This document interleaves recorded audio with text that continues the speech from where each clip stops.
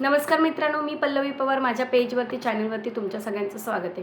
So तुम्ही माझे video जर बघत नसाल तर नक्कीच बघा. आवडले की नाही ते सांगा, लाईक करा, शेअर करा आणि यूट्यूबवरती असाल तर सबस्क्राईब करा.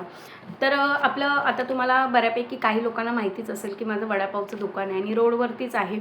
बट तिथे पण कोण सुखाने म्हणजे बोलतात ना की कष्ट करायची आपली तयारी असली तरी आपल्याला समोरचा कष्ट करून देत नाही. कारण की परिस्थिती आता एवढी वाईट चालली की आत्ता आपल्या आदरणीय माननीय ज्या महापौर असतील ताई, त्यांनी हा पहिलाच नियम काढला की रस्त्यावरती जे गाड्या लावतात किंवा फुटपाथवरती जे व्यवसाय करतात त्यांना व्यवसाय करून द्यायचा नाही. कारण की बांगलादेशी लोकं खूप आलेत आणि त्या लोकांनी ही गर्दी वाढवून ठेवली किंवा रोड जाम करून टाकलेत. तर त्यांना बाहेर काढण्यासाठी हा त्यांनी निर्णय घेतला. तर त्यांच्या प्रत्येक निर्णयाला आपण म्हणजे एक बोलतो ना की आदर देतोच. पण मला एकच सांगायचं आहे की तुम्ही ह्या सगळ्या गोष्टी करता याच्यामध्ये बांगलादेशी लोकांना काय फरक पडेल की नाही ते मला माहिती नाही. पण आपल्या कुठेतरी महाराष्ट्रीयन लोकांना, मराठी लोकांना याचा खूप मोठा दणका बसलेला आहे. कारण की तिथे फक्त फेरीवाले काही परप्रांतीयच नाही आहेत, आपले महाराष्ट्रातली लोकं पण आहेत, जे स्थायिक इथले आहेत ते पण आहेत.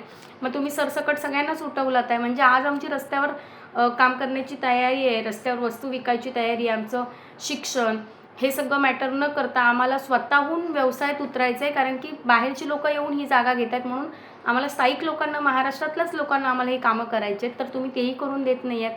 म्हणजे सरसकट सगळ्यांच्याच गाड्या, म्हणजे तुम्ही आता जर बघितलात ना, एवढे व्हिडिओ चालत आहेत ना की काही लोकं रडत आहेत. त्यांच्या मी आज स्वतः रोडवर धंदा करते ना, म्हणून मला त्या गोष्टी माहिती आहेत की एखादी गाडी म्हणजे एक 4 चाकी गाडी जी असते ना, ती उभी करायला किती कष्ट करावे लागतात.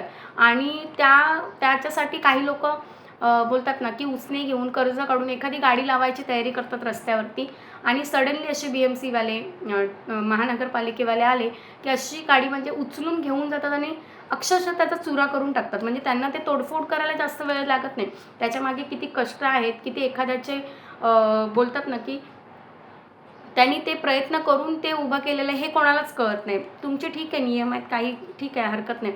पण खरंच जिथे जेन्युअल जर त्या गोष्टीचा त्याला त्रास होत नसेल, म्हणजे आता मी पण स्वतः गाडी लावते आणि त्याच्यावरती मी तुम्हाला सविस्तर तो व्हिडिओ करून दाखवणारच आहे की मी गाडी लावूनसुद्धा मी इथली स्थायिक आहे, मी महाराष्ट्रातली आहे, मी मराठी आहे, तरी पण मला जर गाडी लावायची ती पण रस्त्यावर जर सातबारे काढले तर कोणाच्या नावावरती जमिनी नसतात. बट रस्त्यावर लावायचे तर मला इथे कोणातरी पे करावं लागते. महिन्याचे 5 आणि 6,000 रुपये रस्त्यावर माझी गाडी उभी आहे त्याच्यासाठी मी भाडं देते. इथपर्यंत सगळं थांबत नाही. त्याची मी तुम्हाला डिटेल्समध्ये व्हिडिओ पाठवेन. तरीसुद्धा महानगरपालिकेवाले आले की ते गाडी उचलून वगैरे नेणं म्हणजे ती जीवाला रिस्क आहे, ती वेगळीच गोष्ट आहे. तर तो एक टॉपिक आपला वेगळा आहे, त्याच्याबद्दल बोलेलच. पण मला हे सांगायचं आहे की परप्रांतीय लोकांना पळवण्यासाठी किंवा बांगलादेशी लोकांनी गर्दी केली म्हणून त्यांना हे करण्यासाठी तुम्ही सरसकट सगळ्यांच्याच पोटावरती पाय टाकला. ते म्हणजे आज मराठी लोकं कुठे व्यवसायात उतरण्याचा प्रयत्न करत आहेत, स्वतः विकण्याचा प्रयत्न करत आहेत, ते रस्त्यावर उभे राहत आहेत. तर तुम्ही त्यांना हे करता करता कुठेतरी आपल्या माणसांना पण त्याच्यामध्ये भरटलेलंच आहे. म्हणजे आज लोकं जर व्यवसाय करायला बाहेर पडत आहेत, म्हणजे आज मी बघितलं ना तर माझ्या साईडला पण म्हणजे माझं शिक्षण झालं, इतकंच शिक्षण करणाऱ्या माझ्या मैत्रिणी असतील किंवा छोटे मोठे दादा असतील, ते आज व्यवसायात उतरण्याची तयारी करतात, गाड्या लावत आहेत. पण त्याचा इफेक्ट काय होतो की गाड्या येतात, सडनली उचलून नेतात. म्हणजे त्यांची जी इच्छा शक्ती त्यांनी केलेली असते की मला व्यवसाय करायचा आहे, व्यवसायात उतरायचं आहे, ती कुठेतरी येऊन गाड्या उचलून नेल्याच्या नंतर पुन्हा तो व्यक्ती धाडस करू शकत नाही. कारण की तो एकदा लॉसमध्ये गेला, एकदा त्याची गाडी उचलून नेली, ती तोडली किंवा तिला परत जमा करण्यासाठी परत तुम्ही 5-10,000 रुपयाची फाईन वगैरे लावला तर तो माणूस परत काय विचार करेल, अरे हे सगळं करण्यापेक्षा कुठेतरी 10-12 हजाराची नोकरी केलेली बरी, डोक्याला त्रास नको. म्हणजे मराठी व्यावसायिक काय पुन्हा घडणार नाहीत. म्हणजे याच्याने मला हे कळत नाही आहे, आपण बाहेरच्या लोकांना पळवण्याचा प्रयत्न करतोय की स्वतः कुठेतरी स्वतःच्याच माणसांना त्याच्यामध्ये अजून अडकवण्याचा प्रयत्न करतोय. तर हीच गोष्ट मला खटकते खूप.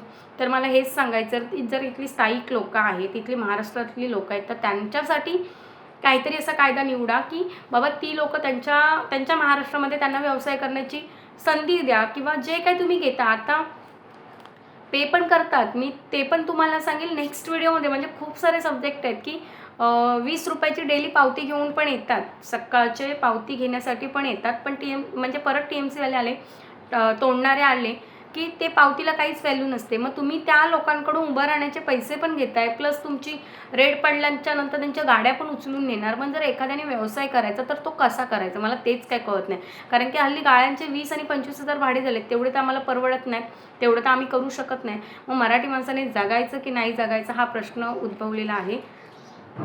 सो तर तुम्हाला कसे वाटले हे विचार, किंवा याच्यावरती ॲक्शन घेणं खरंच गरजेचं आहे की नाही. कारण की आपण जोपर्यंत बोलणार नाही आहोत ना तोपर्यंत कोणालाच काही पडलेली नाही आहे. प्रत्येकजण आपापल्या लाईफमध्ये बिझी आहेत. पण ॲटलिस्ट चूक तर चूक आणि बरोबर ते बरोबर बोलण्याचा आपल्याला हक्क आहे, किंवा आपलं मत मांडण्याचा हक्क आहे.